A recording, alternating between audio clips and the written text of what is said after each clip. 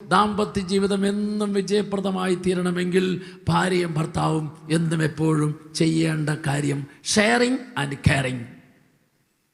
Sharing, പങ്കുവയ്ക്കുന്നതും ശ്രദ്ധിക്കുന്നതുമായ മനോഭാവം. Sharing and caring. Hallelujah, hallelujah. സ്നേഹമുള്ളവരെ, 2015 October 18 തിരുസഭയുടെ ചരിത്രത്തിൽ ആദ്യമായിട്ട് ഒരു ഭാര്യനെയും ഭർത്താവിനെയും ഫ്രാൻസിസ് മാർപ്പാപ്പ ഒന്നിച്ച് വിശുദ്ധരായിട്ട് പ്രഖ്യാപിച്ചു. ആ വിശുദ്ധരായിട്ട് പ്രഖ്യാപിച്ച ഭാര്യയുടെയും ഭർത്താവിൻ്റെയും പേരാണ് ലൂയി മാർട്ടിനും സെലിഗുരിനും. ലൂയി മാർട്ടിനും സെലിഗുരിനും ആരുടെ അപ്പനും അമ്മയെന്നറിയാവോ? വിശുദ്ധ കൊച്ചുത്രേസ്യയുടെ അപ്പനും അമ്മയാ. ഈ വിശുദ്ധ കൊച്ചുത്രേസ്യയുടെ അപ്പനും അമ്മയുമായ ലൂയി മാർട്ടിനും സെലീം ഗുരനും 4 പെൺപിള്ളേർ, 4 പേരെയും ദൈവ ശുശ്രൂഷയ്ക്കായി കൊടുത്തു. 4 പേരും സിസ്റ്റേഴ്സാ. Praise the Lord. ഒരു മകളാണ് വിശുദ്ധയായ കൊച്ചുത്രേസ്യ. ഈ കൊച്ചുത്രേസ്യയുടെ അപ്പനും അമ്മയും ലൂയി മാർട്ടിനും സെലീം ഗുരനും അവരുടെ ദാമ്പത്യ ജീവിതത്തെക്കുറിച്ച് പറയുന്നുണ്ട്. ആ പറയുന്ന കാര്യത്തിൽ സെലീം ഗുരൻ എഴുതിയൊരു പുസ്തകത്തിൽ പറയുന്ന കാര്യം ഇങ്ങനെയാണ്: എല്ലാ കാര്യത്തിലും ഞങ്ങളുടെ ദാമ്പത്യ ജീവിതത്തിൽ ബുദ്ധിമുട്ടുണ്ടായിട്ടുണ്ട്, പ്രയാസം ഉണ്ടായിട്ടുണ്ട്, സഹനം ഉണ്ടായിട്ടുണ്ട്, നഷ്ടം ഉണ്ടായിട്ടുണ്ട്, രോഗം ഉണ്ടായിട്ടുണ്ട്. പക്ഷേ എല്ലാ കാര്യത്തിലും എൻ്റെ ഭർത്താവ് എല്ലാ കാര്യത്തിലും എന്നെ മനസ്സിലാക്കി. ഞാൻ എൻ്റെ ഭർത്താവിനെ മനസ്സിലാക്കി. കെയറിങ് ആൻഡ് ഷെയറിങ് ചെയ്യണമെങ്കിൽ എപ്പോഴാണ്, ആർക്കാണ് സാധിക്കുന്നത്? മനസ്സിലാക്കുന്ന വ്യക്തിക്കാണ്. ഒരു ഭാര്യയുടെയും ഭർത്താവിൻ്റെ മനസ്സ് എപ്പോഴും അടുക്കണം. മനസ്സിലാക്കും തോറും മനസ്സുകൾ അടുക്കും. മനസ്സിലാക്കും തോറും കുറ്റങ്ങളും കുറവുകളും ക്ഷമിക്കാൻ പറ്റും, ഇല്ലാതാകും. Hallelujah, hallelujah.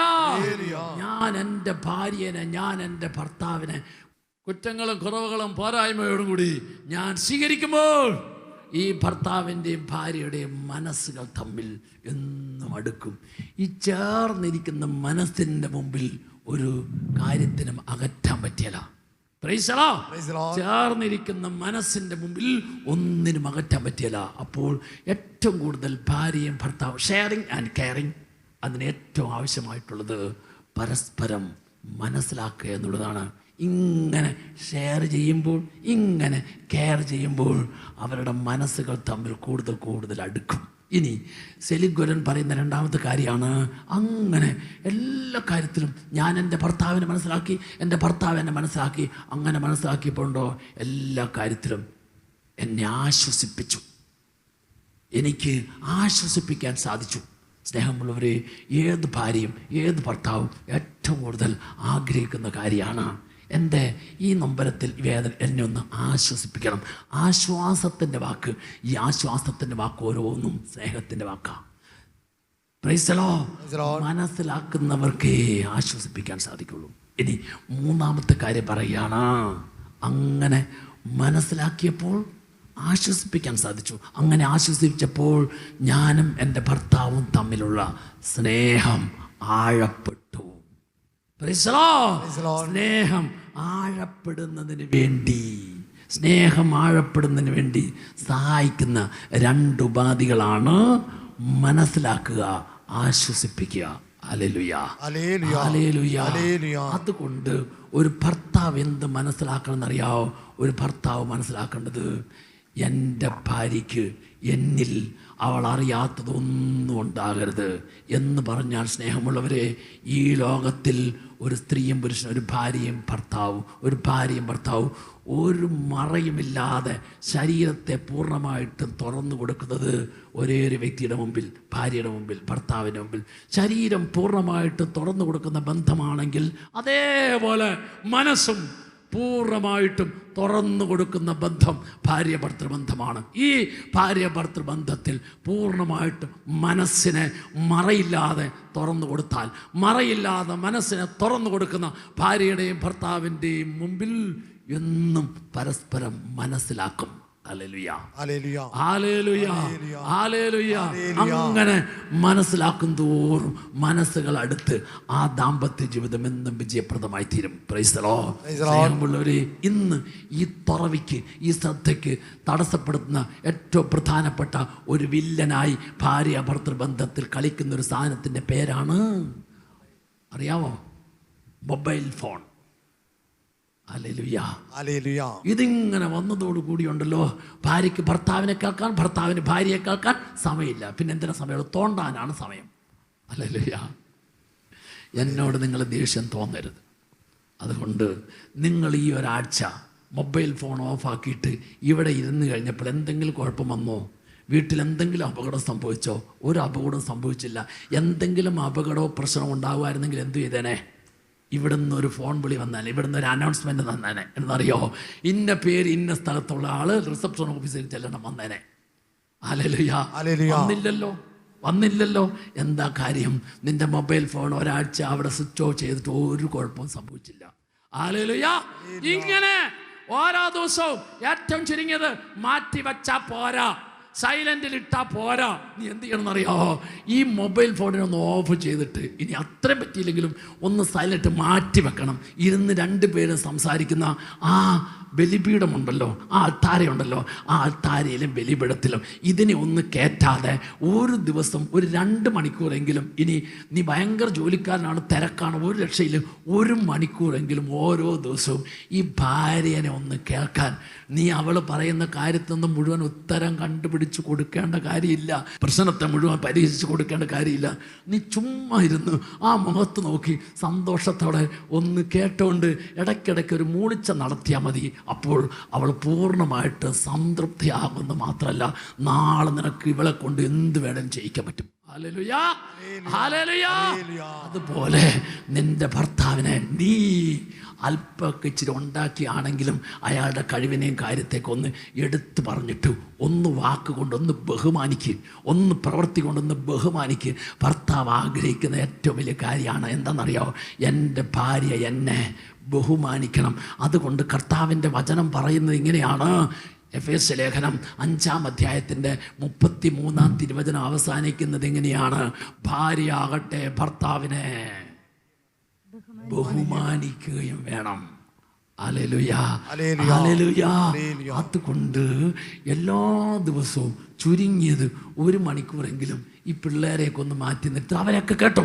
അവരെയൊക്കെ കേട്ട് കഴിഞ്ഞതിന് ശേഷം അവസാനം ഈ ബെഡിൽ അല്ലെങ്കിൽ ഈ ബലിപീഠത്തിൽ ഒന്ന് കിടക്കുന്നതിന് മുമ്പ് ആ അൾത്താരയിലിരുന്ന് ഭാര്യയും ഭർത്താവും അന്ന് സംഭവിച്ച കാര്യങ്ങളെല്ലാം ഒന്ന് കേൾക്കാനും ഒന്ന് പറയാനും ഒന്ന് കേൾക്കാനും, ഇങ്ങനെ ഒരു ഷെയറിങ് കെയറിങ് നിൻ്റെ ആ അൾത്താരയിൽ ബലിപീഠത്തിലിരുന്ന് ഒന്ന് ചെയ്താൽ, സഹോദര സഹോദരി, നിന്റെ ദാമ്പത്യ ജീവിതം വിജയപ്രദമായി തീരുന്നു മാത്രമല്ല, നിന്റെ ജീവിത പങ്കാളിയെ നീ എങ്ങനെ വിചാരിക്കുന്നോ ആ വിചാരിക്കുന്നത് പോലെ കൊണ്ട് നടക്കാം. ഹല്ലേലൂയ. അതുകൊണ്ട് ഈ ധ്യാനത്തിൻ്റെ ഏറ്റവും വലിയൊരു തീരുമാനമായി നിങ്ങൾ ഈ കാര്യം ചെയ്യണം എന്ന് ഞാൻ നിങ്ങളെ ഓർപ്പെടുത്തിയാണ്. അതുകൊണ്ട് എന്ത് ചെയ്യണം അറിയാമോ? എല്ലാ ദിവസവും കുറച്ച് സമയം ഈ ഭർത്താവ് ഉപയോഗിക്കുന്ന മൊബൈൽ ഫോണ് ഇങ്ങനെ കൊടുത്തിട്ട് പറയണം, നീ ഇതൊന്ന് നോക്കിക്കേ. ഈ ഭാര്യ ഉപയോഗിക്കുന്ന മൊബൈൽ ഫോണ് ഈ ഭർത്താവിൻ്റെ കയ്യിൽ കൊടുത്തിട്ടൊന്ന് പറയണം, നിങ്ങൾ നോക്കിയേ എന്ന് പറഞ്ഞാലുണ്ടല്ലോ, ഇന്ന് ഏറ്റവും കൂടുതൽ സംശയിക്കുന്ന രഹസ്യാത്മകത നിറഞ്ഞൊരു സാധനം ഈ മൊബൈലാണെന്ന ഭാര്യയും ഭർത്താവും ചിന്തിക്കുന്നത്. അതുകൊണ്ട് ഇതിനകത്ത് നിൻ്റെ ഭാര്യയ്ക്ക് കാണാത്ത അറിയാത്ത, നിൻ്റെ ഭർത്താവിന് കാണാത്ത അറിയാത്ത ഒന്നും രഹസ്യമില്ലെന്ന് ഈ ശരീരം മറകൂടാതെ തുറക്കുന്നത് പോലെ മനസ്സ് മറകൂടാതെ തുറന്നു കൊടുത്തിട്ട് ഈ മൊബൈലും ഒന്ന് മറകൂടാതെ തുറന്നു പിടിച്ചു കഴിഞ്ഞാൽ അവിടെ പിശാചിന് കയറാൻ പറ്റിയല്ല എന്നോർക്കും. എല്ലാത്തിനും ഉണ്ടെങ്കിലും എനിക്കും ചില പേഴ്സണൽ കാര്യങ്ങളുണ്ട്. ഈ പേഴ്സണൽ കാര്യത്തിനകത്ത് ആരിടപെടണ്ട? എൻ്റെ ഭാര്യ ഇടപെടണ്ട, എൻ്റെ ഭർത്താവ് ഇടപെടണ്ട. സഹോദര സഹോദരി, ഇങ്ങനെ നീ ചിന്തിക്കാൻ തുടങ്ങിയാൽ ഓർത്തോ, നിന്റെ കുടുംബജീവിതം തകർക്കാൻ പിശാച് ഉപയോഗിക്കുന്ന ആദ്യത്തെ മെത്തേഡ് വിജയിച്ചു കഴിഞ്ഞു. ഹല്ലേലൂയ. അത് വിജയിച്ചു കഴിഞ്ഞെങ്കിൽ ഇനി അവൻ എപ്പം നിർത്തുന്നറിയാവോ? തകർത്ത് താരിപ്പണമാക്കിയിട്ടേ നിർത്തുള്ളൂ അവൻ. അതുകൊണ്ട് ഏറ്റവും കൂടുതൽ ശ്രദ്ധിക്കണം. ഈ കുടുംബജീവിതത്തെ, ഭാര്യ ഭർത്തൃ ബന്ധത്തെ തകർക്കാൻ പിശാച് ഉപയോഗിക്കുന്ന മൊബൈൽ ഫോണ്, അത് നിന്റെ ജീവിതത്തിൽ അവൻ നേട്ടം കൊയ്യാൻ പാടില്ല. ഹല്ലേലൂയ. അതുകൊണ്ട് ശരീരത്തിൻ്റെ തുറവി പോലെ, മനസ്സിൻ്റെ തുറവി പോലെ മൊബൈൽ ഫോണിൻ്റെ തുറവിയും ഉണ്ടായാൽ നിന്റെ ദാമ്പത്യ ജീവിതത്തിൽ എന്നും കർത്താവ് വിജയം തന്നു ഉയർച്ചും. Hallelujah, hallelujah, hallelujah. ഈ 5 കാര്യങ്ങളിലൂടെ വിജയം ലഭിക്കാനായിട്ട് 3 വചനങ്ങൾ കൂടി ഞാൻ പറഞ്ഞുതരിക. 3 വചനം. അതിൽ ആദ്യത്തെ വചനമാണ് ഉൽപ്പത്തി പുസ്തകം 2-ാം അധ്യായം 18-ാം തിരുവചനം. ഉൽപ്പത്തി 2:18. കർത്താവിൻ്റെ വചനം 3 കാര്യങ്ങൾ ഓർമ്മപ്പെടുത്തുകയാണ്. ദൈവമായ കർത്താവ് അരുളി ചെയ്യുന്നു, മനുഷ്യനേകനായിരിക്കും നല്ലതല്ല, ചേർന്നിണയെ ഞാൻ നൽകും. ഈ വചനത്തിലെ 3 കാര്യം നിന്റെ ജീവിത പങ്കാളിയുടെ മുഖത്ത് നോക്കി ഇങ്ങനെ ഓരോ ദിവസവും ഉറപ്പിക്കണം. ഒന്നാമത്തെ കാര്യം എന്താണെന്നറിയോ? ഈ ഭർത്താവിന് കുറ്റങ്ങളുള്ള, കുറവുകളുള്ള, പോരായ്മയുള്ള, ബലഹീനതയുള്ള ഈ ഭർത്താവിനെ എനിക്കെൻ്റെ കർത്താവ് തന്നതാ. ഈ ഭാര്യനെ എൻ്റെ കർത്താവ് തന്നതാ. എന്താ ഗുണം? കർത്താവ് തന്നാൽ കർത്താവിന് ഒരിക്കലും തെറ്റ് പറ്റിയേല.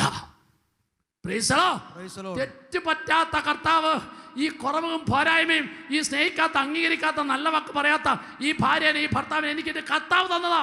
കർത്താവ് തന്നാൽ തെറ്റ് പറ്റിയല്ല. ഈ കർത്താവ് തന്നതിന് നീ സന്തോഷത്തോടെ, ആനന്ദത്തോടെ സ്വീകരിക്കുക. ഏതെല്ലാം വിധത്തിലുള്ള ബുദ്ധിമുട്ടും നൊമ്പരോ അനുഭവപ്പെടുന്നു, അതിനെല്ലാം ആ കർത്താവ് അനുഗ്രഹാക്കിക്കൊള്ളും. Praise the Lord. അപ്പോൾ 1 കർത്താവ് തന്നതാ. 2 ഏറ്റവും ചേർന്നതാ. ഏറ്റവും ചേർന്നതാ. നീ നിന്റെ ഭാര്യ, നീ നിന്റെ ഭർത്താവും അത്ര ചേർന്നതാണെന്ന് തോന്നില്ല. ഇത് ലോകത്തിലെ വ്യക്തി അങ്ങനെ പറഞ്ഞിട്ടുണ്ടല്ലോ. ദൈവം ചേർന്നതാണെന്ന് കണ്ടുപിടിച്ചതിനെ, ചേർത്ത് പിടിച്ചതിനെ, ചേർത്ത് നിർത്തിയതിനെ അകറ്റാനായിട്ട് പിശാച് പല രീതിയിലുള്ള കെണികൾ തുറക്കും. Praise the Lord. ഏറ്റവും ചേർന്നതാ. ഏറ്റവും ചേർന്നതാ. നീ ഒരു 4 പ്രാവശ്യം ഓരോ നിമിഷം ചിന്തിച്ച് ഏറ്റവും ചേർന്നതാ. എന്തുകൊണ്ടാണ് ഏറ്റവും ചേർന്നത്? ദൈവം തന്നതായതുകൊണ്ട്, ദൈവത്തിന് തെറ്റ് പറ്റിയല്ലാത്തതുകൊണ്ട്. ഏതെല്ലാം സ്വഭാവ പ്രത്യേകതകളുണ്ടാകട്ടെ, കുറവുകളുണ്ടാകട്ടെ, പക്ഷേ നീ ഏറ്റവും ചേർന്നതാണെന്ന് ചിന്തിച്ചാലുണ്ടല്ലോ, പിശാച് പിന്നെ 5 അയലോക്കത്തേക്ക് നുണയും പറഞ്ഞോട് വരികയില്ല. ഹല്ലേലൂയ. ഉള്ളിൽ ആദ്യം ഒരു ചെറിയ സംശയം ഇട്ടിട്ട്, ഒരു ചെറിയ സംശയം തോന്നിയാലുണ്ടല്ലോ, അവൻ അതിനോട് ചേർന്ന് കുറേ കാര്യമായിട്ട് വരും. ഹല്ലേലൂയ. ആ വചനത്തിലെ 3-ാമത്തെ കാര്യമാണ്, ഇപ്പോൾ എനിക്ക് കർത്താവ് തന്നിരിക്കുന്ന ഈ ഭാര്യയല്ലാതെ, ഈ ഭർത്താവല്ലാതെ വേറൊരു വ്യക്തിയെയും ഈ ലോകത്ത് ഞാൻ എവിടെയെല്ലാം പോയി അന്വേഷിച്ചാലും കിട്ടിയല്ല. ഈ വ്യക്തിയല്ലാതെ വേറെ വ്യക്തിയെ എൻ്റെ കർത്താവിന് എനിക്ക് തരാൻ പറ്റിയല്ല. ചിലപ്പം ഇങ്ങനെ പറയും. എന്താ പറയുന്നറിയാമോ? ഞാൻ പല പ്രാവശ്യം വിദേശത്ത് നിന്ന് അവധിക്ക് വന്നപ്പോൾ നോക്കിയിട്ട് കിട്ടാതെ അവസാനം അടുത്തപ്പോഴുണ്ടല്ലോ, ഇനി എന്തു ആട്ടെ എന്ന് വിചാരിച്ച് ഞാനന്നങ്ങനെ സമ്മതിച്ചു പോയതാണ്. അല്ലായിരുന്നെങ്കിൽ എടി നിന്നെക്കാൾ എത്രയോ നല്ല ആളെ കിട്ടുമായിരുന്നറിയാവോ. ഞാനന്ന് അങ്ങനെയൊക്കെ സമ്മതിച്ചതാ. അതുകൊണ്ട് ഞാൻ വെറുതെ അപ്പനും അമ്മയും പറഞ്ഞപ്പോൾ സമ്മതിച്ചു പോയെന്നേ ഉള്ളൂ. നിങ്ങളെക്കാൾ നല്ല വ്യക്തി എനിക്ക് കിട്ടുമായിരുന്നു എന്ന് എന്തെങ്കിലും നീ ചിന്തിക്കുകയോ പറയുകയോ ചെയ്തിട്ടുണ്ടെങ്കിൽ, സഹോദര സഹോദരി, നീ ചിന്തിച്ചതും പറഞ്ഞതും ഈ ലോകത്തിൽ ഏറ്റവും വലിയ നുണയാണ്. എന്താ കാര്യം എന്നറിയോ? ഈ വ്യക്തി അല്ലാതെ ഈ ലോകത്തിൻ്റെ ഏത് മുക്കിലും മൂലയിലും കോടിലും പോയി നീ പരിശോധിച്ചാലും, നോക്കിയാലും, അന്വേഷിച്ചാലും കിട്ടിയല്ല. ഹല്ലേലൂയ. അപ്പോൾ ഏറ്റവും ചേർന്നതാണ് ഈ വ്യക്തി അല്ലാതെ വേറൊരു വ്യക്തിയെയും എനിക്ക് കിട്ടിയല്ല. എന്താ കാരണം? ദൈവം തന്നതായതുകൊണ്ട്, ദൈവത്തിനൊരിക്കലും തെറ്റ് പറ്റിയല്ലാത്തതുകൊണ്ട്. Hallelujah, hallelujah. 2-ാമത്തെ വചനമാണ് മത്തായിയുടെ സുവിശേഷം 19-ാം അധ്യായം 6-ാം തിരുവചനം. വിവാഹം എന്ന കൂതാശയിൽ കർത്താവ് കൂട്ടിയോജിപ്പിച്ചിട്ട് ഓരോ ഭാര്യയോടും ഭർത്താവിനോടും മരണം വരെ പറയാണ്, ഇനിമേൽ നിങ്ങൾ 2 അല്ല, ഒറ്റ ശരീരമാണ്. 2 അല്ല, 1 എങ്ങനെ 1 അതിന് ഞാൻ പറഞ്ഞുതരാം. 5 നിലയുള്ള കെട്ടിടമാണെന്ന് വിചാരിക്കുക. 5 നിലയുള്ള കെട്ടിടത്തിൽ 5-ാം നിലയിൽ ഭർത്താവ് നിൽക്കുക. എന്താ ഭർത്താവ് നിൽക്കുക? 5-ാം നില നിൽക്കാൻ കാണുന്നറിയാവോ? എല്ലാ കാര്യത്തിലും ഉന്നതമായ ചിന്ത, ഉന്നതമായ അഭിപ്രായം, ഉന്നതമായ ആശയം, ഉന്നതമായ പറച്ചിൽ. ഭാര്യ എവിടെ നിൽക്കുന്നറിയാവോ?